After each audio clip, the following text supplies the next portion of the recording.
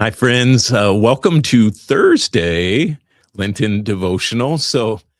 I've been away for a while, um, glad to be back. I did the Tuesday devotion for a number of years, and I think last September I decided to let that go because I got a little frustrated with social media as not being a force for good in the world, and I still feel that way. But a few of you have said that you've missed it, and so during the season of Lent, I want to share with you here on Tuesdays and Thursdays a little less than 5 minute long devotional kind of thing. 10 minutes may be a little daunting for some to stick around for, but I figure less than 5 minutes if you need a little thought for the season of Lent for the day. That's what's going to happen, and I'm going to try to do that. We'll see how the season goes, but try to do it here at 10 o'clock on Tuesdays and Thursdays all the way to Easter. Glad to be back. I was thinking about the dynamic of a band, a musical group that broke up, and then years later they get back together.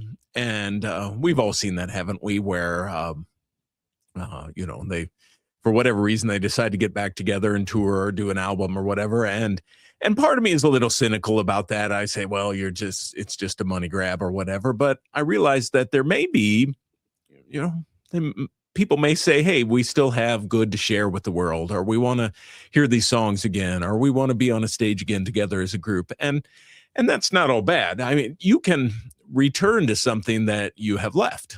I mean, that's part of life, isn't it? I'm returning to this here, something I left. So you can return. Now, I want to share with you a verse from the book of Joel here.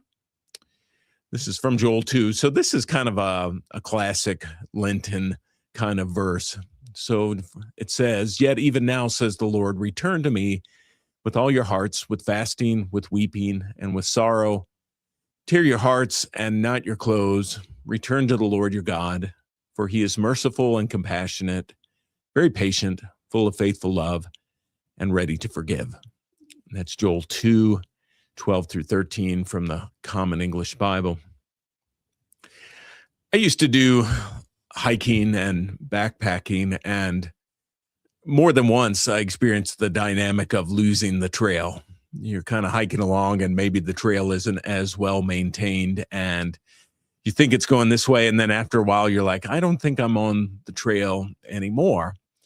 And what you have to do at that point is backtrack. You have to go back. And usually it was my experience, you would find the place where you lost the trail. And you're like, okay, I need to go this way and not that way. And it takes kind of going back. And it seems to me in life and in faith, that's a very useful skill, to be able to turn around, to go back. And all of us know what it's like to lose the path in life, where maybe we were doing okay, but then somewhere along the way, we feel like maybe we lost the way and we lost the path, and we're going a direction we don't want to go. And so much of living, we can all beat ourselves up about that, where we feel like we've done that. But, the good news is you can return. You can go back. You can be like the prodigal son. You can decide to go back home. And it seems to me the season of Lent is a wonderful time to do that, where you maybe feel like your life has gone a path away from what is good, from what is right, from what the love of God that God has laid out before us in life. That all of us know what it's like to maybe turn away from that, to lose the path, and not even consciously, but we just find we've journeyed away. The good news is you can go back. And it seems to me the season of Lent is a wonderful time to do that. So hear these words of blessing for this season.